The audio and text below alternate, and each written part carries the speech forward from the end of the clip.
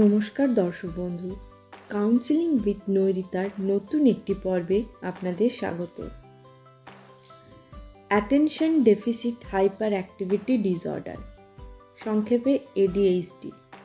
বাংলায় বলতে হয় অমনোযোগিতা এবং অতি চঞ্চলতা রোগ। সাধারণত 6 বছরের আগেই এই রোগের উপসর্গগুলি দেখা দিতে থাকে। সবথেকে বেশি দেখা যায় অতি চঞ্চলতা বা হাইপার অ্যাক্টিভিটি, তার সাথে সাথে মনোযোগের অভাব অর্থাৎ অ্যাটেনশন ডেফিসিট।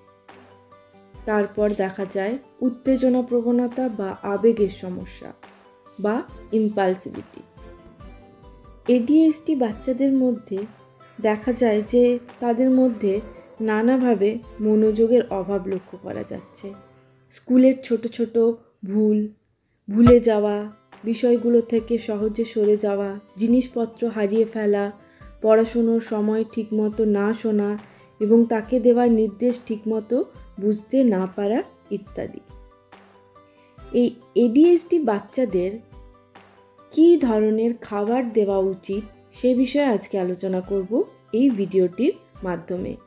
কিন্তু তার আগে তোমরা যদি এই চ্যানেলে নতুন হয়ে থাকো তাহলে অবশ্যই চ্যানেলটিকে সাবস্ক্রাইব করো।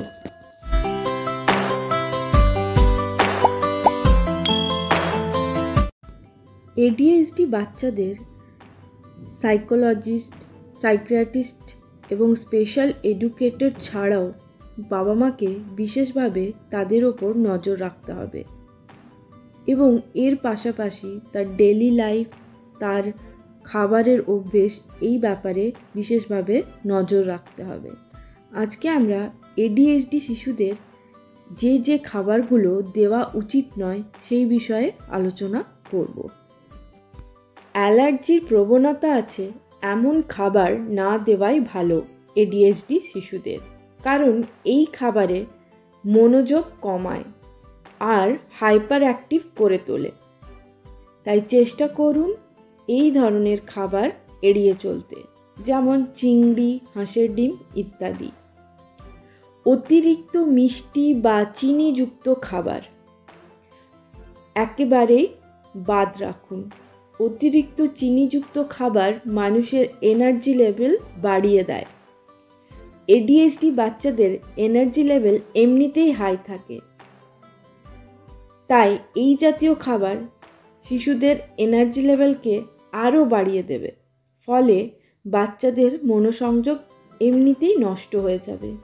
তাই খেয়াল রাখুন ADHD শিশুদের ক্ষেত্রে অতিরিক্ত চিনি বা মিষ্টি খাবারগুলো ডায়েট থেকে বাদ রাখার।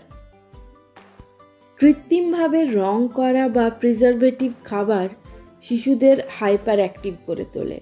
তাই হাইপার অ্যাক্টিভ বাচ্চাদের এই ধরনের খাবার না খাওয়ানোই উচিত। বাবা মাকে খেয়াল রাখতে হবে প্যাকেট জাতীয় খাবারগুলো যেন এড়িয়ে যায়, কারণ প্যাকেজিং ফুডের মধ্যে যে ধরনের কেমিক্যাল ব্যবহার করা হয় তা হাইপার অ্যাক্টিভ বাচ্চাদের জন্য ক্ষতিকারক। গ্লুটেন প্রোটিনযুক্ত খাবার যেরকম গম, সয়া ফুড, বাদাম ইত্যাদি খাবার না দেওয়াটাই ঠিক। সোডা বা অন্য কোনো এনার্জি ড্রিঙ্ক বাচ্চাদের দেবেন না। সবথেকে বড় কথা, মা বাবা যেরকম খাবে বাচ্চাও তাই খাবে। তাই নিজেদের খাদ্যাভ্যাসের দিকে একটু লক্ষ্য রাখুন, যাতে আপনার বাড়িতে যে ADHD শিশুটি রয়েছে সেও যেন কিছুটা আপনাকে দেখে শিক্ষা নিতে পারে এবং তারও যেন ডায়েটটা হেলদি হয়। আজকের ভিডিওটি এই পর্যন্তই। যদি ভিডিওটি ভালো লেগে থাকে তবে অবশ্যই লাইক করবেন।